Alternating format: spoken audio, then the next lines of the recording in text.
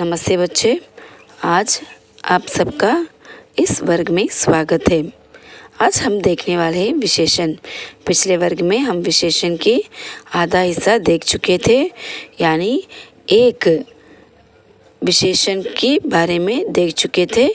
अब हम 2, 3, 4 इनके बारे में हम देखेंगे, यानी इसकी वेद में 2, 3, 4 में हम देखेंगे। आज पहला हम देखेंगे विशेषण किसे हम कहते हैं। पिछले वर्ग में हम इसके बारे में देख चुके थे और एक झलक देखने के बाद हम इस वर्ग में जाएंगे। पहले विशेषण किसको हम विशेषण कहते हैं, इसकी परिभाषा क्या है।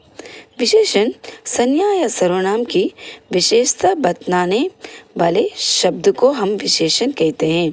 यानी संज्ञा सर्वनाम की विशेषता कुछ शब्द बताते हैं, उसे हम विशेषण कहते हैं। यहाँ कुछ उदाहरण हमें दिए गए हैं। आम मीठा है। आम कैसा है? आम मीठा है। यहाँ आम संज्ञा के रूप में हमें दिखाई देती है और मीठा यहाँ विशेषण रूप धारण कर लेती है। दूसरा वाक्य में देखो, शिवाजी वीर पुरुष थे। शिवाजी कैसे पुरुष थे? वीर पुरुष थे। शिवाजी यहाँ संज्ञा रूप में हमें दिखाई देती है और वीर विशेषण रूप धारण करती है। वीर यहाँ विशेषण और संज्ञा के रूप में शिवाजी आ जाते हैं। और तीसरा में वाक्य में हम देखेंगे तो हरी पत्तियां तोड़कर लाओ, यानी यहाँ हरी का मतलब यहाँ विशेषण पहले आ जाती है। हरी पत्तियां का मतलब आपको मालूम है लीव्स को तोड़कर लेकर आओ, यहाँ पत्तियां संज्ञा रूप धारण करती है। और चौथा वाक्य में हम देखेंगे तो हमें मालूम होता है कि वह मेहनती लड़का है। वह कैसे लड़का है? वह मेहनती लड़का है। यहाँ सर्वनाम की रूप धारण करती है और मेहनती विशेषण रूप लेती है। इस चारों में हम उदाहरण से हमें मिलती है कि ये मीठा, वीर, हरी और मेहनती, ये सब यहाँ विशेषण यानी एडजेक्टिव में हमें दिखाई देती है। और इसकी परिभाषा यही है, संज्ञा या सर्वनाम।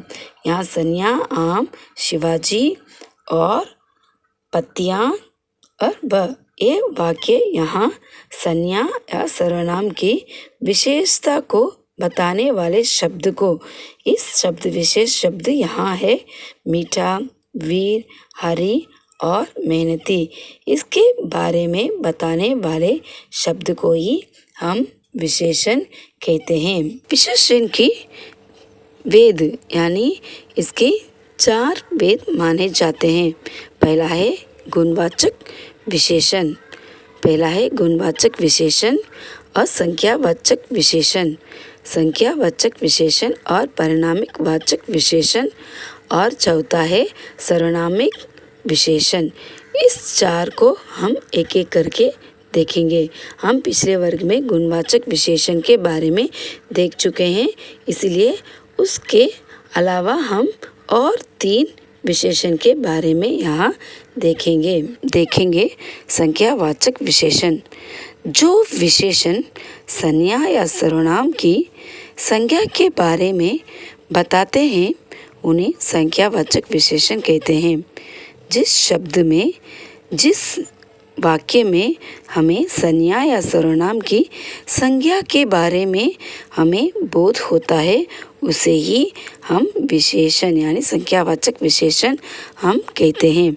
इसके कुछ उदाहरण यहाँ दिए गए हैं, एक एक करके हम देखेंगे।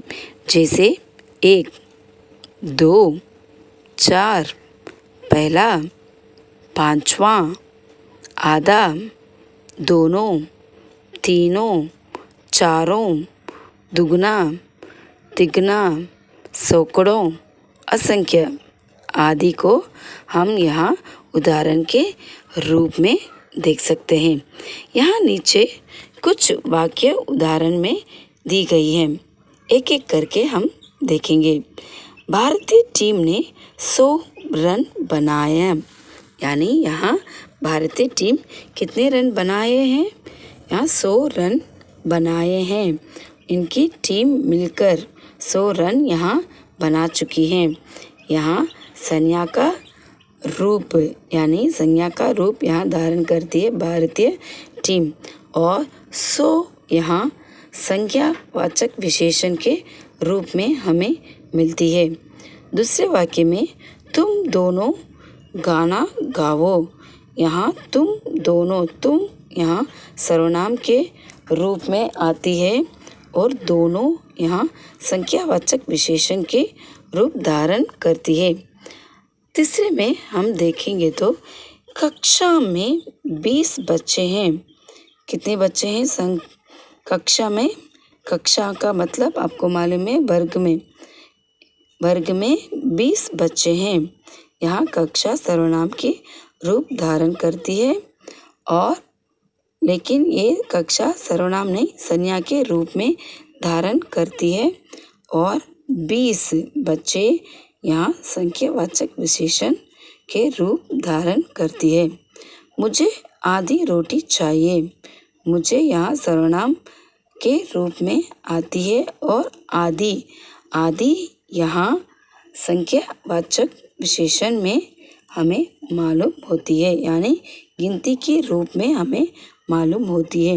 इन 4 वाक्यों में आपको रेड लाइन मार्क हुआ है ना, वो वाला सब यहाँ संख्यावाचक विशेषण का उदाहरण है। 100, दोनों, 20, आदि। इन शब्द आपको संख्यावाचक विशेषण की प्रकट देती है। अब आपको मालूम हो चुका है संख्यावाचक विशेषण हम किसे कहते हैं। जो संज्ञा या सर्वनाम की संज्ञा के बारे में बताते हैं उसे ही हम संख्यावाचक विशेषण कहते हैं। अब हम देखने वाले हैं संज्ञावाचक विशेषण, यानी संख्यावाचक विशेषण 2 प्रकार के होते हैं। पहला निश्चित संख्यावाचक विशेषण और दूसरा है अनिश्चित संख्यावाचक विशेषण। हम अब देखने वाले हैं निश्चित संख्यावाचक विशेषण किसे हम कहते हैं। इसका उदाहरण हमें नीचे दिया गया है, उसके साथ हम पढ़ लेंगे, हम भी जान लेंगे क्या संज्ञावाचक विशेषण है। गिनती को हम कहते हैं संख्यावाचक विशेषण, यानी गणना का मतलब यहाँ है 1, 2, 3, 1000, 2.5, 1.5। इसे हम कहते हैं गिनतवाचक विशेषण। और है कर्मवाचक। कर्म का मतलब हमें मालूम है पहला, दूसरा, छठा, 8वां और 25वां आदि को हम यहाँ कहते हैं। प्रत्योग बोधक वाचक, यानी प्रत्योग बोधक संख्यावाचक विशेषण। इसका हम यहाँ उदाहरण देखेंगे। प्रत्योग हर एक, हर दूसरा, हर तीसरा आदि। और यहाँ चौथा में है समुदायवाचक। इन्हीं में हम देखना चाहिए, ये यहाँ 1, 2, 3, 1000 ऐसे आएगी तो उसे हम गिनती के पास हम देते हैं। समुदायवाचक में आने समय हम दोनों, तीनों, चारों, पांचों आदि से हम इस संख्यावाचक विशेषण में जोड़ लेते हैं। ये है अंत में है आवृत्तिवाचक। इसमें आपको देखना पड़ेगा 2 गुना, दुगना, 3 गुना, तिगुना, इस तरह से आएगी। ये सब यहाँ निश्चित संख्यावाचक विशेषण में आती है। और दूसरा प्रकार है अनिश्चित संख्यावाचक विशेषण, यानी किसी निश्चित संख्या के ओर दशा नहीं कराते, इसे हम कहते हैं अनिश्चित संख्यावाचक विशेषण। इसका उदाहरण हम नीचे देखेंगे। कुछ, अनेक, असंख्य, अगणित आदि। कुछ आदमी, अनेक यात्री, इस तरह से हम इसे डिफरेंस कर लेंगे। यानी यहाँ निश्चित संख्यावाचक विशेषण होने पर हमें मालूम हो जाती है कि क्या वाक्य में निश्चय नंबर्स वहाँ आने पर हमें वो वाक्य में संख्यावाचक विशेषण यहाँ निश्चित रूप में आ चुकी है, ये हमें मालूम पड़ता है। लेकिन इसमें यहाँ अनेक, कुछ, इस तरह से वाक्य में शब्द आने पर हमें मालूम होता है ये अनिश्चित संख्यावाचक विशेषण है। अब हम देखेंगे परिणामवाचक विशेषण के बारे में। परिणामवाचक विशेषण हम किसे कहते हैं? आपको मालूम है विशेषण में 4 प्रकार के होते हैं। पहला है गुणवाचक विशेषण, दूसरा है संख्यावाचक विशेषण और तीसरा है परिणामवाचक विशेषण। अब हम परिणामवाचक विशेषण के बारे में देखेंगे, यानी उसकी परिभाषा को हम यहाँ जानकर इसके बारे में हम पूरी जानकारी लेंगे। किसी वस्तु की मात्रा या मापतोल बताने वाले शब्द को हम परिणामवाचक विशेषण कहते हैं। आपको और एक बार मैं इसकी परिभाषा देती हूँ। परिणाम शब्द का अर्थ है मात्रा। जो विशेषण अपने विषय की मात्रा या परिणाम का बोध कराए उसे हम परिणामवाचक विशेषण कहलाते हैं। परिणाम का अर्थ यहाँ होता है मापतोल। मापतोल हम कैसे जान लेते हैं? हमें मालूम है किलो और लीटर, मीटर, बीघा आदि शब्द से हमें मालूम हो जाता है ये शब्द हमें परिणामवाचक विशेषण के ओर में आ रही है। हम नीचे कुछ उदाहरण को देखेंगे। 2 किलो नमक, यानी यहाँ 2 किलो नमक का बोध हो रहा है। यहाँ किलो का शब्द आने पर हमें इस वाक्य को परिणामवाचक विशेषण में बताते हैं।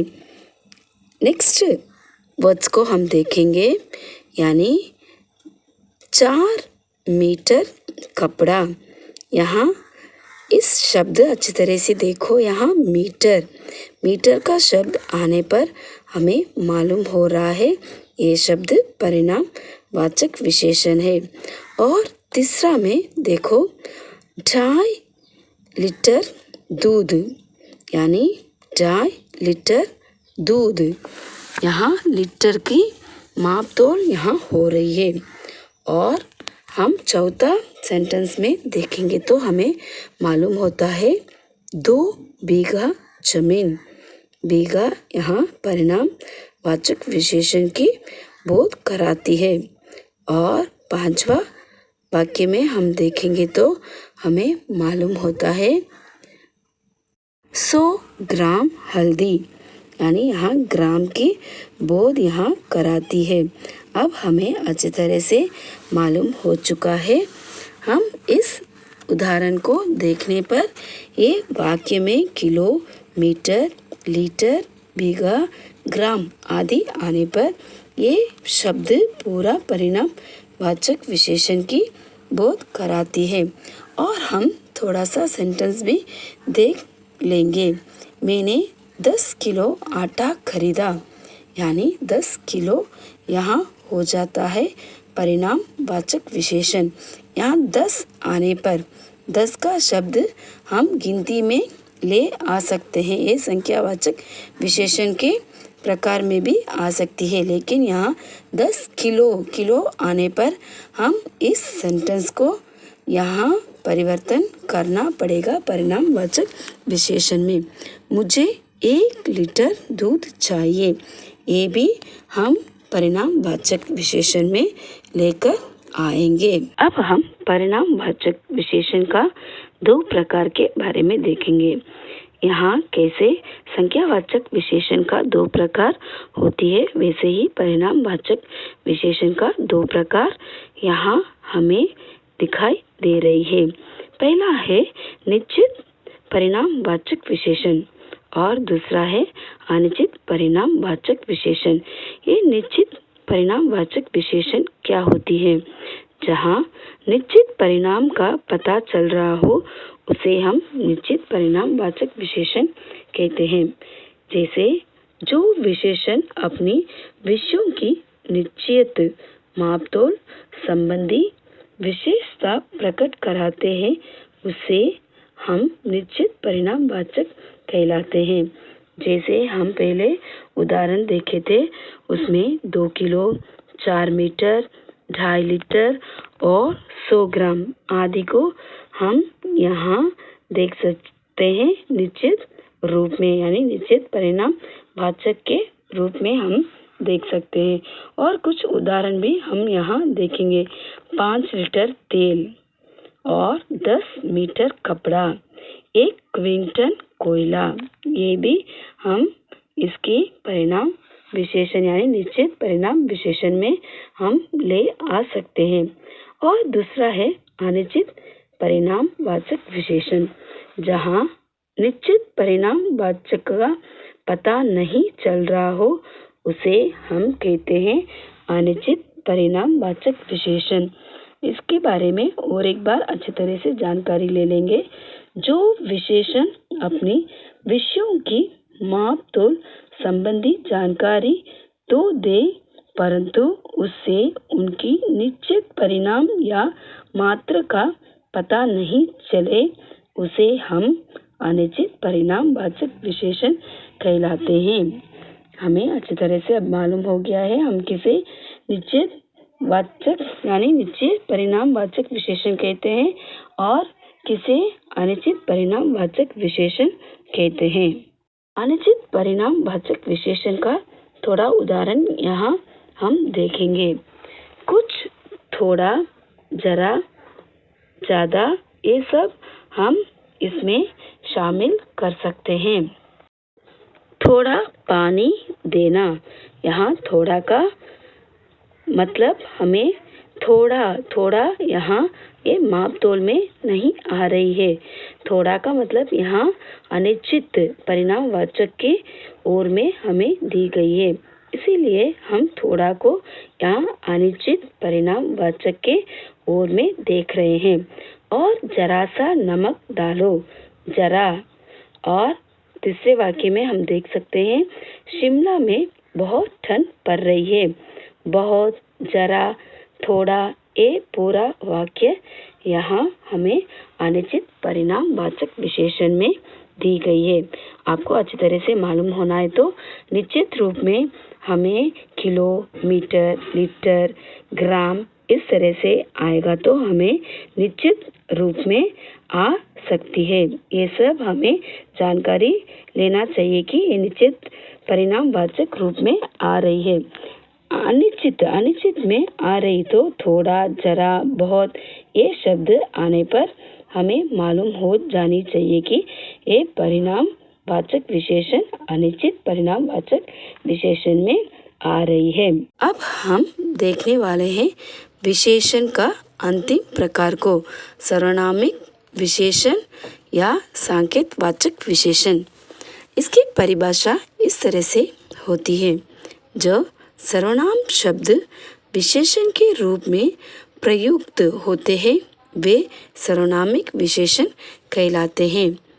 इन्हें हम सांकेतवाचक विशेषण या निर्देशवाचक विशेषण भी कहलाते हैं। इसकी परिभाषा को और एक बार हम देखेंगे।